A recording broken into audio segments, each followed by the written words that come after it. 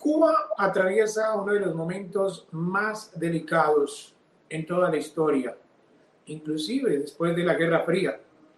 Y todo porque después de todo lo que ha ocurrido en Venezuela, pues se vino el efecto dominó. Hay unos buques, inclusive un submarino, muy cerca a La Habana. Tanto así que hay temor en Cuba que ya hay un escenario de guerra que fue decretado el pasado fin de semana por el régimen cubano. ¿Qué puede pasar de aquí en adelante?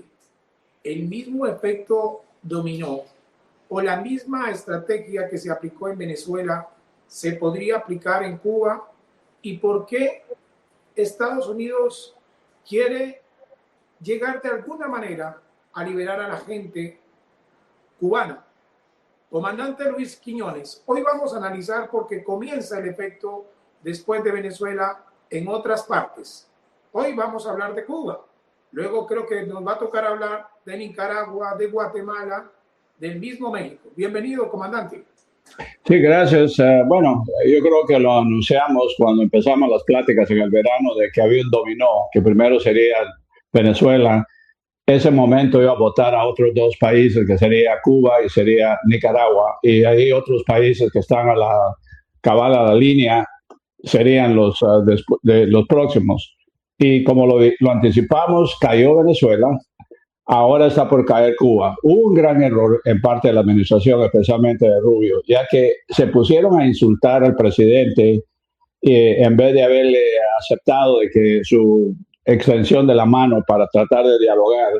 Sí, sabemos de que son comunistas, que no se les puede creer ni lo que te digan que comieron el día de ayer, porque te van a mentir. Eso es la naturaleza de los comunistas, pero pudimos haber escuchado y utilizado también las visuales del presidente cubano extendiendo la mano a Estados Unidos diciendo necesitamos ayuda. De esa manera la gente mira cómo viven los cubanos en Estados Unidos que se vinieron apostando sus vidas aquí porque el régimen no sabe manejar y ha destruido todo el país. Y de esa manera se hubiera hecho el cambio. Y eso lo vimos en Alemania. En Alemania la gente de Oriental vivían en una burbuja donde los comunistas, los rusos los mantenían oprimidos, era una opresión increíble, pero ellos no sabían la diferencia entre el capitalismo del oeste y la depresión y la opresión del este. Cuando ellos empezaron a haber dado cuenta de que había una gran diferencia cómo la gente vivía, entonces empezaron a levantarse y empezaron a alegar y a pelear hasta que cayó el rumbo, el muro que había. Eso hubiera pasado lo mismo en Cuba. Hubiéramos hecho, bueno, miren, aquí, así viven acá los cubanos. ¿Ustedes cómo viven? Comparen. Porque Cuba, como sabemos, no permite que entren las emisoras de televisión de acá, no permiten. Ya la gente ahora también está tan lavada de cerebros que para ellos vivir en esa porquería que hay, porque mira, hay cuadras y cuadras y cuadras donde la basura pasa de 1 metro de altura y ahí está toda esa podredumbre y la gente tiene que caminar al lado con esa pestilencia. Eso es increíble ver esas visuales. Calles cayéndose, las casas que quedaban de la revolución al suelo. Entonces toda la gente se hubiera dado cuenta de que sí hay un mejor futuro, que sí hay una mejor vida, una mejor perspectiva para los hijos y hubieran entendido de que sí necesitan el cambio. En vez, empezaron a decirles que no, que ustedes son comunistas, que vamos a hacer esto, y después les ofrecen enviarle unos barcos con comida, excepto que si les dicen, si ustedes tocan esa comida, los vamos a atacar.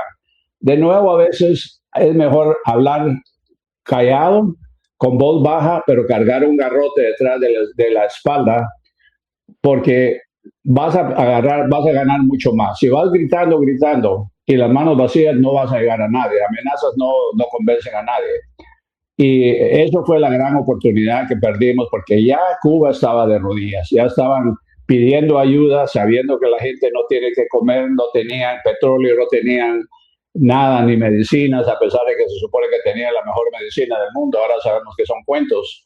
Y México les salvó, les tiró un salvavidas porque les envió 98,000 galones de diésel. El problema es de que ese diésel no lo usa nadie, solo los camiones militares y los tanques. Entonces, y la presidenta Sheinbaum, equivocadamente o tontamente o intencionalmente, envió el diésel porque nadie puede cocinar con diésel. El diésel no se puede usar para cocinar. Lo único que puedes usar el diésel para hacerlo es para los camiones militares y los tanques. Y cabal, en cuanto ellos recibieron ese cargamento de diésel, sacaron los tanques a la calle. Y la gente que estaba necesitada, que quiere usar para cocinar, todavía no pueden hacerlo porque no hay combustible. Y los gasolina, que son lo que los últimos autos que quedan, usan solo gasolina, no usan diésel. Así que imagínate qué tontera decir que ella lo hizo por las comunitarias. Estaba haciéndole para apoyar al narcogobierno que es Cuba. Comandante, hemos estado muy observadores a lo que está pasando en Cuba.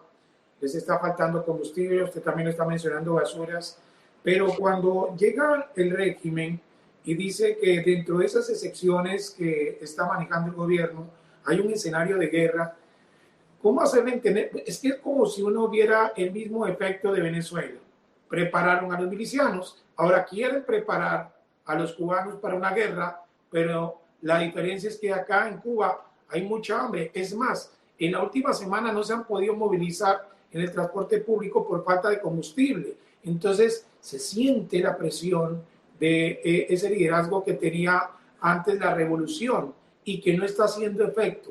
¿Podría desatarse algo igual, similar o algo que sorprenda a Estados Unidos a Cuba en alguna operación?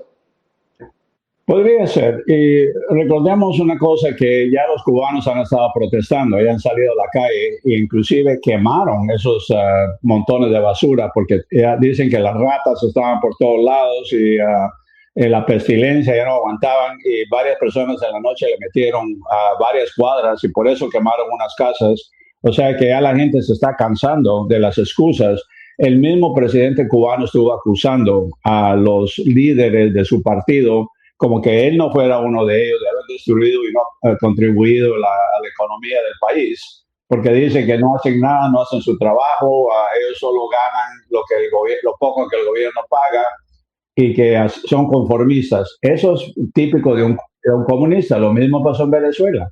Por eso de que todos los equipos de petróleo están destruidos, que no le dieron mantenimiento.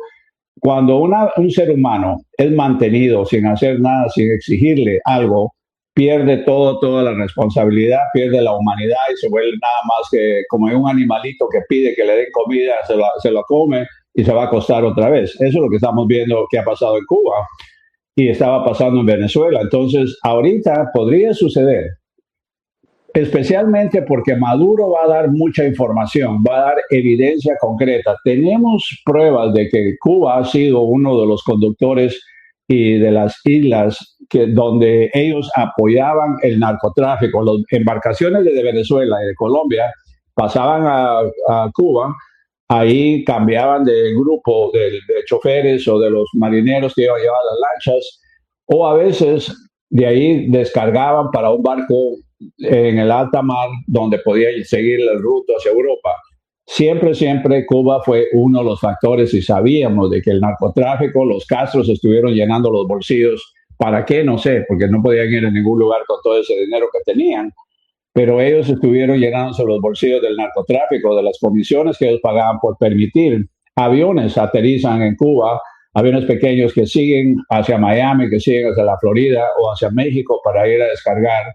Sabemos, pero el efecto de poder llevar un caso a un jurado federal, como sucedió con Maduro, donde hay un testigo actual que diga, yo sé porque yo vi o yo estuve coordinando con el gobierno cubano que hicieran esto, es importantísimo. Un gran jurado no puede, porque digamos si tú llevas evidencia, por ejemplo, grabaciones, puedes llevar a videos que demuestran que ahí pasó una barca haciendo ciertas cosas, es más difícil poder convencer a un grupo de gente especialmente ahora que todo el mundo desconfía si es real o es inteligencia artificial. Entonces, pero si es un testigo como Maduro, el expresidente, que estaba metido hasta las narices, que diga yo personalmente sé que el régimen cubano ha estado participando, entonces le pueden meter un indictment a un gran jurado.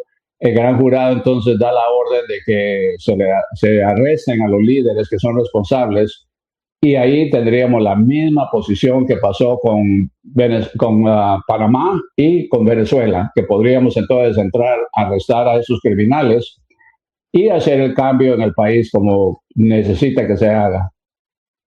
De pronto por eso entiende que hasta el mismo Raúl Castro, cuando recibió los cuerpos, junto con toda la cúpula del régimen cubano, los cuerpos de los cubanos que murieron en Venezuela después de la captura de Nicolás Maduro, ahí se dio la primera alerta, porque por lo que entiendo, comandante, si Nicolás Maduro comienza a hablar, si comienza a entregar pruebas, no sería un ataque contra un régimen, sería una legalización sobre personas o un esquema similar a Venezuela que esté trabajando con el narcotráfico. Y eso los podría llevar a un tribunal y tendría la suficiente razón de Estados Unidos de hacer una operación similar para sacar de Cuba a los líderes de la revolución. ¿Es así? Precisamente, y por eso de que no querían, no los escuchábamos en conversaciones de inteligencia donde decían que Maduro no podía salir vivo de Venezuela, porque temían lo que él podía dar a todos, no solo a gobiernos, sino también a corporaciones que nosotros creímos de que se habían hecho grandes por su éxito de negocios, pero también ahora sabemos de que estuvieron metidos en asuntos de narcotráfico. Hay líderes internacionales que están siendo investigados por crímenes de lavado de dinero. Así que ese, como yo dije al principio, ese es un pulpo que tiene unos tentáculos muy, muy largos que ha llegado por todos lados y hasta que no quitemos todos los brazos que quedan todavía, ya la cabeza la quitamos, pero ahora hay que terminar de desmantelar todo lo que quedó, porque todavía está Nicaragua, que también coopera, envía dinero y lava el dinero. Así que ellos pueden caer, como te digo, por sus propios errores. Y lo que ellos más temían era de que el más débil entre los tres chiflados es Maduro. Maduro ya desde el principio, prácticamente de la noche que llegó a Nueva York, que andaba ahí, Happy New Year, diciéndole a todo el mundo, él ya estaba hablando de que podrían hacer un arreglo donde si a él le dan una sentencia bien liviana a su mujer, que ella solo cumpla, digamos, 6 meses y que a él le den 8 años máximo de prisión, pero sabiendo que él podría salir antes que eso, entonces él daría información muy valiosa que puede tumbar a gobiernos. Y eso sabemos que los únicos 2 gobiernos ahorita que están metidos hasta las narices, Cuba y Nicaragua. Así que los dos, para mí, que él pase 8 años en la cárcel para tumbar Cuba y Nicaragua sería un buen negocio. Si yo tuviera que decidir, yo aceptaría la oferta, pero quiero evidencias contundentes, quiero muchas pruebas. ¿Dónde están esas pruebas para poder demostrarle al mundo de que estos no son gobiernos legítimos, no que son narcogobiernos, que es lo que estamos teniendo en Latinoamérica ahora? Comandante, ahora uno entiende por qué ese temor de los cubanos y que también se hablaba que si había una operación, asesinaban a Maduro los cubanos. Y por eso fue que el primer círculo fue el que la operación tuvo ese objetivo, porque tenía o tiene mucha información Nicolás Maduro. La visita de la CIA a Caracas significó también exigirle a Delcy Rodríguez que saque a toda la inteligencia cubana que existe en Venezuela. Se habla de cerca de 60,000 cubanos que estaban acompañando al régimen en Venezuela. Sí, lo que pasa es de que muchos cubanos se fue a Venezuela porque no había vida para ellos en Venezuela y como muchos otros inmigraron hacia el país. Yo conozco inclusive famosas personas que salieron de Cuba, se fueron a Venezuela, cayeron en otra Cuba y terminaron viviendo en Estados Unidos. Los cubanos que estaban ahí, muchos de ellos médicos y algunos militares terminaron quedándose, casándose con venezolanas, así que hay miles de ellos de que todavía tienen, porque como ellos les lavan el cerebro desde bebés, ellos va a ser muy difícil que se les pueda cambiar su parecer en esta generación. Tendrían que pasar 2 generaciones para poder que los nuevos que vengan, los nuevos cubanos empiecen a crecer con un sentido de libertad, con oportunidad, pero también con la exigencia de que tienes que trabajar para ganarte el pan, si no, no vas a ganar, no te van a dar nada de gratis. Imagínate que Cuba era famosa por el azúcar, por todos los productos, el ron, y sin embargo ahora no tienen ni para ellos, están suplicando al resto de sus satélites donde puedan enviarles cualquier cosa que puedan, a pesar de que en su época, imagínate, tenían, inclusive la industria de los cigarros se acabó. Y lo único que ha mantenido un poco el flujo de dinero ha sido una área donde países como España han invertido dinero para mantener alguna clase de turismo. Y la gran mayoría, obviamente, son turistas europeos que todavía tienen la mentalidad de que el socialismo, el comunismo es una gran cosa, pero a nadie lo llevan fuera de estas zonas de seguridad, que le llaman, no es seguridad de los turistas, es seguridad para ellos, de que el mundo no se dé cuenta la pobreza extrema, las condiciones tan fastidiosas y tan catastróficas que hay en Cuba. La gente va a decir, pero mira, esos son peores todavía que muchos de los visuales que hemos tenido de países pobres en África, donde aquí hay montones de basura, que no hay agua, no hay electricidad.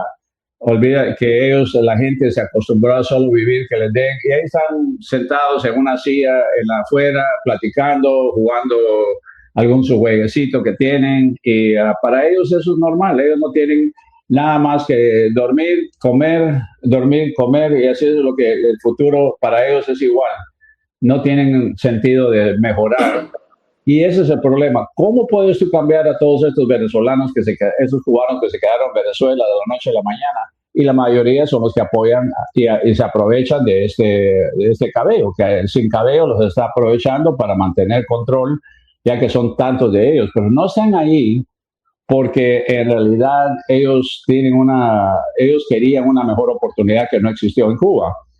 Y sin embargo siguen con las ideas del comunismo, que siguen pretendiendo de que el comunismo sigue siendo perfecto y no lo es. Comandante, es casi la misma estrategia que se aplicó en Venezuela, la que está haciendo Estados Unidos, la de la presión. Primero, saber que alguien tiene información como Nicolás Maduro. Es cierto que hay barcos cerca a La Habana y submarinos a la espera de cómo evoluciona, porque es como la operación Cazador. Esperar hasta atacar. Porque siempre hemos tenido interés. Mira, una cosa que la gente, Cuba sirvió como en realidad una base de espionaje para Rusia. Y hay un cable que tiraron clandestinamente, pero lo descubrimos. El cable ese sale de La Habana, pasa prácticamente a los estrechos de la Florida, y ahí están vigilando cada barco que esté, cada submarino, cada barco americano que salga, militar especialmente, ahí lo detectan. Y ese cable submarino lo pusieron durante la época de la Unión Soviética, por parte del dinero que le daban a Cuba, que los mantenían, era precisamente para esa clase de operaciones. Y el cable está hecho de una manera tan sofisticada, y nosotros tenemos iguales o mejores que lo que ellos tienen. Eso lo que pasa es de que hay una computadora en un lado donde cada barco produce un sonido y unas vibraciones específicas. Cuando pasa un barco, la computadora analiza y puede detectar qué barco es, qué clasidad, a qué velocidad iba, a qué profundidad iba, si es un submarino. Todo eso lo pueden detectar. Entonces ellos saben que, ok, salió el submarino ABC que va a dónde iba. Y ellos ya tienen una idea donde los satélites pueden empezar a monitorear, o ellos envían aviones para que sigan de lejos los barcos o los submarinos a ver a dónde vamos. A veces ellos también tienen, ellos llaman los trawlers, que son supuestamente barcos de pescadores, que se mantienen en las afueras de nuestras áreas límites, y cuando ellos saben que sale un barco, lo empiezan a seguir. y lo siguen como que fuera una sombra a donde van y van pasando información y van pasando inteligencia. Lo mismo hacemos nosotros, o sea que eso es el gato y el ratón. Pero sin Cuba no existiría ese cable de esa detección para que nosotros cada vez que salgamos tenemos que estar conscientes de que hay alguien que nos está vigilando desde la isla. La otra cosa que nos preocupa es de que sí sacaron los misiles inicialmente, pero ¿cómo sabemos de que han enviado barcos rusos constantemente, especialmente en el último año? ¿Cómo sabríamos de que no llevaron algún misil que pueda alcanzar un hipersónico pequeño? Un hipersónico alcanzaría Washington desde la isla en no más de 12 minutos. No nos queda tiempo a reaccionar. Destruiría la ciudad de Washington, todo alrededor de 5 millas quedaría pulverizado y luego gente moriría hasta 20 millas afuera de ese primer impacto. Y en 12 minutos que veamos el lanzamiento que pegó, no te queda tiempo ni siquiera para despedirte. Eso ha sido el miedo de que por qué dejamos de que Cuba se quedara ahí con esa, como que fuera una piedra en el zapato que no te deja hacer nada. Y si ellos están actuando igual que Venezuela en unas actividades criminales, entonces ya no tenemos que sostener, que nos detenernos por los arreglos que se llevaron a cabo en 1962 bajo la cuestión de los misiles de Cuba, cuando los sacaron de ahí, porque ahora estamos hablando de remover de nuevo a un montón de criminales. Y si eso resulta en la libertad del pueblo, pues mejor todavía. Uno va entendiendo, con usted hemos aprendido mucho, comandante Quiñones, que mientras en Venezuela el interés era conocer el tema del narcotráfico, cerrar esos espacios y recuperar el petróleo perdido, lo que siente uno que con Cuba lo que se quiere es devolverle la seguridad a Estados Unidos bajo un antecedente. El tema de cómo el narcotráfico estaba conectado con Venezuela y buscarle la libertad a los cubanos. Sí, porque también no solo es la libertad y la seguridad de Estados Unidos, pero también el resto de Latinoamérica, porque ellos han sido metidos en todos los problemas que hemos tenido, problemas sociales, desde el famoso persecución que se hubo contra el Che Guevara, que a propósito salió porque él trató de tomar control de esos misiles nucleares que tenía Rusia, él y un grupo de gente. Planearon ir a sorprender a los rusos, atacar a los rusos, quitarle los misiles, sacarlos a ellos y luego forzar al resto de Latinoamérica o volverse comunistas o ellos usaban los misiles que tenían contra la gente. O sea que imagínate qué posibilidades habrían. Y eran suficientes misiles de que habían amenazado a Estados Unidos. Menos mal que uno de los oficiales de que Che Guevara creyó que era de muy apegado a él y muy leal a él, notificó al comandante Castro, a Fidel, que este Che estaba planeando eso y los agarraron, pero obviamente si hubieran ejecutado a Che Guevara en ese momento en Cuba, te puedes imaginar la credibilidad que hubieran tenido. Por eso fue de que los rusos les dijeron, a este lo tienen que sacar de acá, porque no, si tú quieres tener una relación con nosotros, ya que él trató de robarnos los misiles que nos pudo haber metido en una guerra mundial, lo mandaron a que fuera a seguir regando el comunismo en Latinoamérica. Se fue a Centroamérica, se fue a casi todos los países a formar grupos que empezaran y terminó muriendo en Bolivia.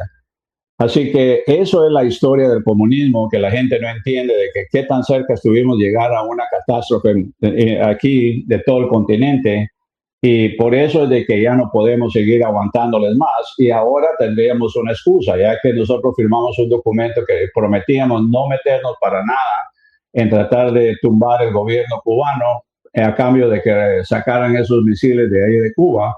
Entonces se llevó a cabo de que ahora no quebraríamos la promesa y nosotros alegamos de que al fin y al cabo la Unión Soviética ya no existe. El acuerdo se hizo con la Unión Soviética y ahora el régimen cubano no está actuando como un gobierno legítimo, sino como un narcogobierno igual que Venezuela. Comandante, Muy buena esa explicación. Vamos a estar muy atentos a Cuba de la misma manera como hemos estado atentos con Venezuela, también con lo que está pasando con Nicaragua y con el tema de México.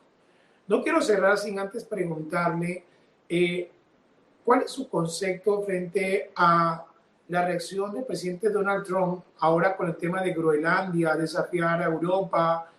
¿Lo es justo? ¿Ha cambiado el discurso? ¿Qué implicaciones podría tener eso? Eso va a tener muchas consecuencias. Ya el Congreso está preocupado de que él no está actuando como una persona competente o responsable, amenazando a un aliado, a varios aliados, porque ahora se la agarró contra todos los aliados del NATO, de la OTAN, que es peligrosísimo, y esto va a resultar en que se rompa esta unión que ha existido, que nos ha ayudado muchísimo. Recordemos que Noruega envió a varios, ellos nos apoyaron en las dos guerras de Afganistán e Irak que tuvimos. Ellos enviaron tropas, ellos nos apoyaron, enviaron aviones. Entonces, de repente ahora le estamos diciendo de que porque ellos no le dieron el premio Nobel, él está enojado y que no le interesa la paz. Eso no es la actitud de un presidente que se llama a sí mismo el presidente de la paz. ¿Cómo tú puedes decir que yo soy el presidente de la paz cuando estás amenazando a invadir otros países solo porque no te dieron un premio? Eso es ridículo. Y no sé si porque el problema que yo he descubierto es de que los neoyorquinos tienen un sentido de humor tan raro que a veces tú crees que te están insultando y no sabes si están serios o están jugando. Espero que sea un juego de esto de mal sabor neoyorquino, ya que, como te digo, yo conozco muchísimos amigos. Mi hijo vive en New York y él me dice, yo a veces no entiendo a los neoyorquinos porque tienen un sentido del humor tan raro. Pero eso no está correcto. Eso en realidad es sabemos. Lo que pasa es que la gente cuando tú miras el mapa en una pared, no te das cuenta de las dimensiones y las facilidades que existen o no existen. En el caso, si la gente mira un globo, que vean un globo y vean exactamente dónde queda Islandia y Groenlandia. Te vas a dar cuenta que eso es un punto estratégico. Groenlandia está más cerca de Rusia que de América.